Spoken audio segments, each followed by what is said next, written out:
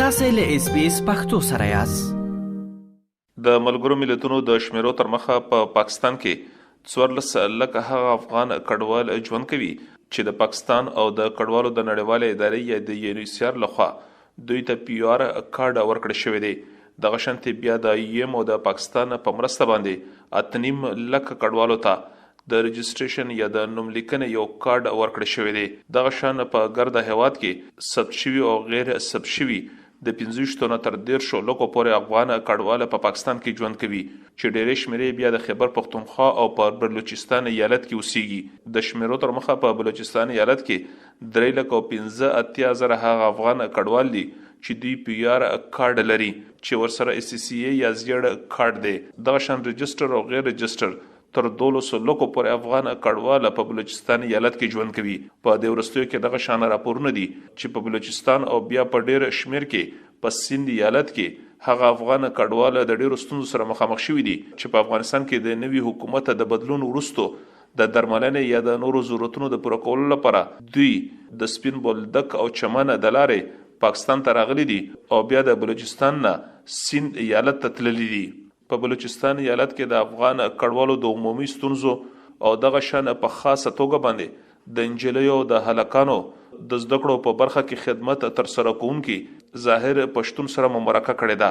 مونږ له دوی سره نه یوازې په بلوچستان ایالت کې د میشت افغان کډوالو په عمومي ستونزو غږیدلیو ورسره اوس په افغانستان کې د طالبانو د واکه د سمبالښت وروسته پاکستان ته راتلونکي د افغان کډوالو د ورپې خوستونزو د حل په برخه کې مو له دوی سره خبرې کړې دي. د ظاهر پښتون څخه مو په پیل کې وپوښتل چې دوی د اوریدونکو سره خپل پیژنګلو وکړي او په بلوچستان ایالت کې د افغان کډوالو د عمومي ستونزو په اړه راته ووایي. سلامونه او نیک کلمه ومنه. زما نوم ظاهر پښتون دی. زه په بلوچستان ایالت کې د افغان کډوالو د استازي په توګه کار کوم او بل د افغان کډوالو په بلوچستان کې د سوشل اکټیویست په توګه کار کوم او دارنګه کوم زموږ د افغان کډوالو لوی مسله چې دا هغه زموږ د ټولنې شاتواله یا د څلور لسیز چې کوم زموږ په وطن کې جګړه ده هغه د بیلمۍ وجه ده. نو دغه بیلمۍ د ټغر د ټولولو لپاره د تعلیم لپاره زما هڅه کوم. نو چې په هغه کې شکر الحمدلله موږ په پاکستان کې دا وخت 4 میلیونه افغان کډوال میشت یو چې یو 50 کمپونه یا پندغالي یا کم چې عربي ورته وایي دا په پاکستان کې دي چې زیاته برخه په خیبر پښتونخوا کې ده او لس پندغالي په بلوچستان ایالت کې دي. دلته زموږ سره UNHCR پر درو پروجیکټو باندې د تیرو 4 لسیزو یا 3 لسیزو څخه په پاکستان ورور هیواد کې زموږ سره د افغان کډوالو سره مرسته کوله چې هغه ایجوکیشن او هیلث او واټر وو. نو دغه دوه پروجیکټ چې دي د 2019 یا څخه په کمپو کې ختم شو چې هغه د اوبو پروجیکټ وو او درنګه د روغتیا کم بیوچوګانې چې هغه وتړل شو. خو یو مدد چې زموږ سره تر اوسه پورې جاری دی هغه د ایجوکیشن په برخه کې دی. خو د ایجوکیشن په برخه کې UNHCR خپل هڅې کولې او په دې اړوند باندې ما د UNHCR تر چتر یا د UNHCR تر سپورټ لاندې خپل هڅې کولې. په خوا چې زموږ کم د غاروي چې و یا کمپونه چې و هغه هلته تعلیم ته خلکو زړه نه ښه کوي. د تعلیم څخه حتی انجونې خو پرېږده د هلکانو تعلیم ته هم خلکو په ښه نه کتله. بیا د انجونو تعلیم کول دا خو زموږ ټولنې کې زموږ خلکو یا زموږ په سوسایټي کې خلکو هر ځان ته ګڼي چې یعنې څنګه زما لور به ځي د کوره څه به وځي او دا بیا ځي سکول ته یا ښوونځي ته. د ښوونځي هغه تصویر چې و زموږ په ټولنه کې ان تر ننه پورې ډېر غلط ایښو سوی یا ښودل سوی دی. نو بیا زه راولاړ شولم د 2019 څخه مې دا مبارزه پیل کړه د 8 څخه چې څنګه وکولای شو چې زموږ په ټولنه کې د هلک چې څومره د زده کړو حقداره دی یا د خپلو حقوقو غوښتونکی جوړیږي باید انجونې یا زموږ خوندکیانې هم د دې لپاره کار وکړي. پخوا چې زموږ په ټول پنډغالي کې چې زموږ سرانان اروي ورته وایي 50,000 آبادي لري. په دې 50,000 آبادي کې خلکو د تعلیم یا د ته خاصه توجه نه ورکوله. نو بیا ما کمپاینونه شروع کړه چې څنګه وکولای سم هر کورنۍ ته دا پیغام ورسو چې د اسلام د مبارک د دین په رڼا کې باید موږ خپل بچانی او خپل بچان ښوونځي ته ولېږو. ظاهر پښتون صاحب کدار ته وای چې تاسو په مرسته باندې په بلوچستان ایالت کې څومره انجلي او څومره هلکان په زده کړو باندې بوختي. اوس موږ تر دې ځای پر رسیدلی چې دا وخت په دغه سرانانو اروي کې 3,000 انجونې په زده کړه بوختي او 4,000 هلکان په زده کړه بوختي. پیلن وسم چې مجموعه 2,000 کېږي. 200 څه کم زیات استادان چې دی هغه دلته دغه کیمپ اوسیدونکي خپل افغان کډوالو زده کوونکو ته زده کړې ورکوي. او لوی لاس راوړنه یا لوی خبره دا ده چې د 12 پورې په دا یو 500 کیمپونو کې چې کوم په پاکستان کې دی افغان کډوال انجونې نه توانېدلي چې د یونیسیار د دې سپورټ سره چې دوی تر 12م ټولګي یا تر 12 پورې زده کړې وکړي. خو خوشبختانه په سرانانو کې دغه امکانات ورته برابر کړي دي. د کابل د پخوانی حکومت کې چې زموږ د اسکولان چې دي دا د افغانستان د حکومت سره راجستر د غوډي پوهنې د وزارت سره راجستر کېږي. نو هغه لته راجستر کړي دي چې دا وخت 215 انجونې زده کوونکي د 12 سمش پارېغه په کم کې لرو او شپږ هم د دغه کم د 12 سپارېغه ټیچرانی په اصول مشغول یا استادان خپل په کم کې لرو. نو دا په 4 میلیونو کې وګړو کې دا سرانان چې د ایجوکیشن د حواله څخه پر های لیول باندې دی. دغه زموږ سپورټ چې هغه یونیسیار په کوم مت کې هغه د استادانو سالري یا کومه تنخواه چې ورکړي او د اول کلاس څخه تر 8م کلاس پورې دوی ته سټیشنري او کتاب ورکړي. د نم کلاس څخه تر 12 یا تر 12م کلاس ټولګي پورې دا هغه بیا مدد د تیرو تقریبا 11 کالو څخه نظم سره یونیسیار کړي او نه د افغانستان خاني حکومتونو کړي او نو وسنی حکومت کړي دي. هغه پښتون صاحب په د ورستوي کې دغه راپورونه دي چې په بلوچستان او بیا په سند ایالت کې کډواله د ډیرو ستونزو سره مخامخ شوي دي. ستاسو معلومات سدي په دې برخه کې؟ پاکستان 40 کال زموږ د افغان کډوالو ملمستیا کړې ده او مشته ډیره مینه را کړې ده. دا خو کوم چې په افغانستان کې پر د 15 اگست 2021 کې کوم تحولات راغی نو په داسمه کې تغیرات ډیر رااله. نه یوازې په افغانستان پاکستان کې بلکې په نړۍ کې تغیرات ډیر رااله. د اوکرين جګړه پیل شو او دلته نامني اقتصادي حالتونه سره خراب سول. نو زموږ افغان کډوال چون الته د غزا څخه راکړه کیږي یو تعداد خو په دې خاطر راځي چې دلته د پاکستان د طریقې څخه دوی غواړي چې خارج هیوادو خصوصا اروپا او امریکا ته ولاړ شي. او دویمه خبره دا ده چې الته د اقتصادي حالت د وجې څخه زیات خلک د کراچي د پاکستان ستر صنعتي ښار هم دی او د روزګار لپاره هم غټ مرکز دی. نو دوی کوشش کوي چې د کراچي ښار ته ولاړ شي. خو دغه دواړو حالتونو کې دغه ته وګورو تورخم ته وګورو یا پرځن د سپین بولدک دروازې ته وګورو په دې کې ډیر تغیرات راغلي. د پخوا په شانتي اسانیان یا وسایل نسته.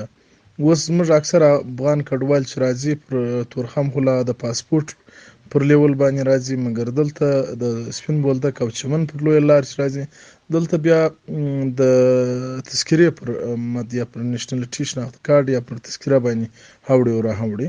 خو دلته چې کله راهوړي بیا د سند حکومت چې کوم اعلان وکړي د غتیر د کرکټ کوم لوبه چې وسوله د پاکستان او سریلانکا تر مابین پاغه کې ځینو شرپسند عناصرو کراچي په ښار کې داسې دغه وکړل چې د افغانانو پاکستانیان تر مابین سپوس ولې دغه یو قسم بې اعتمادي رامنځته کړي. نو د هغه وجې څخه د سیند حکومت په وینا باندې چې تاسې هم اورئ موږ هم اورو پر رسنیو او میډیا باندې دوی وایي چې مقصد افغانان یا ځینې ځایي خلک پوس ولې دا وایي چې افغانان مقصد دونه موږ پالنه وکړله دوی دغه سلوک سرته رسوي. خو دا که په یې اړخ کې که په دې اړخ کې زه په هیڅ د یو افغان کډوال کوم چې پاکستان هیواد زموږ سره د 40 کاله مسلسل همدردي کړې ده او د پاکستان عوام زموږ سره همدردي کړې ده، نه ده په کار چې پوه سولې هغه عناصرو ته موږ خپل په ټولنه کې ځای ورکړو، که په دې اړخ کې که په یې اړخ کې چې مقصد زموږ تر مابین اړیکې خرابوي او زموږ د ملتونو تر مابین اړیکې خرابوي او زموږ د دولتونو تر مابین اړیکې خرابوي. زیر پښتون که دا مو راته وویل چې ستاسو د کډوالو دپاره چې کوم خدمتونه دي، نو آیا د دې د اعتراف په بدل کې د کډوالو د نړیواله ادارې لخوا تاسو ته چېرته نړیواله جایزه هم درکړې شوې ده یا هغې ته نماینده شوي یې که نه؟ تېره ورځ ما چې کوم د نجونو د تعلیم دپاره کار کړی دی، سوسایټي اداره په بلوچستان کې د افغان کډوالو د تعلیم پروژیکټ مخ ته وړي. د هغې د ادارې د خوا څخه ماته شل راکړل سو. زه د سوسایټي د ادارې مننه کوم، خو خپله یاداوري چې سړی کوي هغه مناسب نه ګڼم.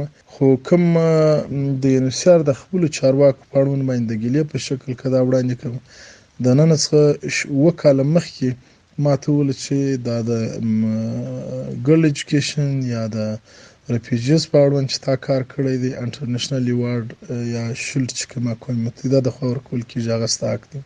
دا چې نه درکول کېږي یا ولې نه درکول کېږي، په هغه کې خو نو موږ حاجز یو چې څه مسله ده.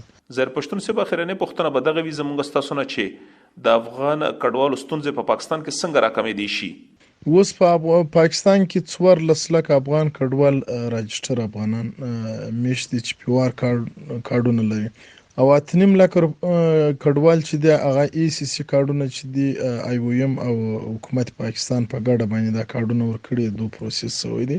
بیا دا کم 14.5 لک یا 14 لک افغان کډوال چې پیوار کارډونه لري، دا افغان کډوال د دوه کوم ډیټا چې ده هغه نوې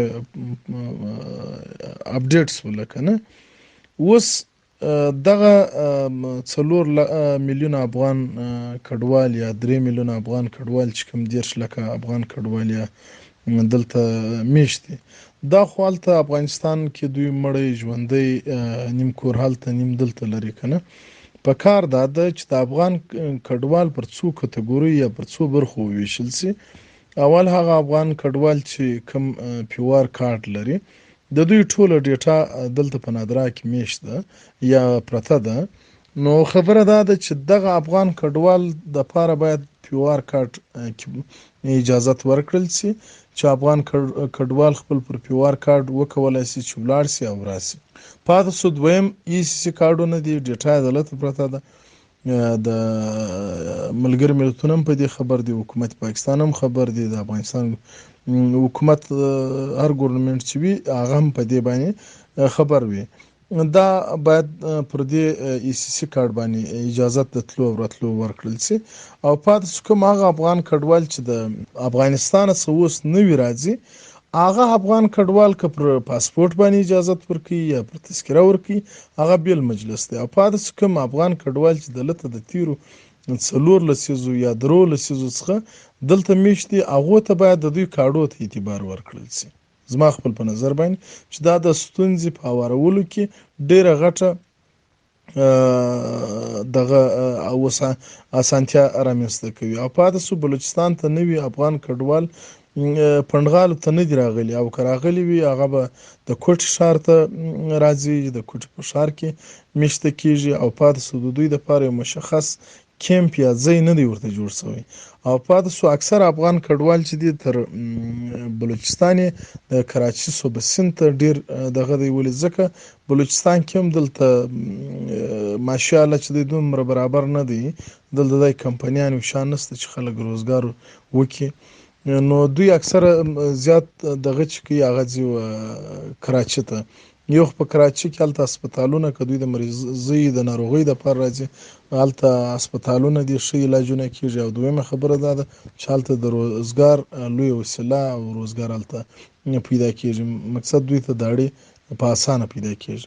دا و ظاهر پښتون چې په بلوچستان ایالت کې د افغان کډوالو استازي دي او دوی په یاد ایالت کې د افغان انجلیو او د هلکانو د زده کړو لپاره په خاصه توګه باندې هلې ځلې کوي. په دې وروستیو کې په سند ایالت کې د کډوالو د ستونزو د حل په برخه کې په کراچي کې د افغان کونسلګرۍ لخوا هم دغه ویل شي چې دوی د یاد ستونزو د حل په برخه کې د پاکستاني چارواکو سره خبرې کوي خو لا تر اوسه په دې خبرو کې هیڅ کوم پرمختګونه نه دي شوي او دغه شان په ډېر شمیر کې افغان کډوال په بندیخانو کې پراته دي.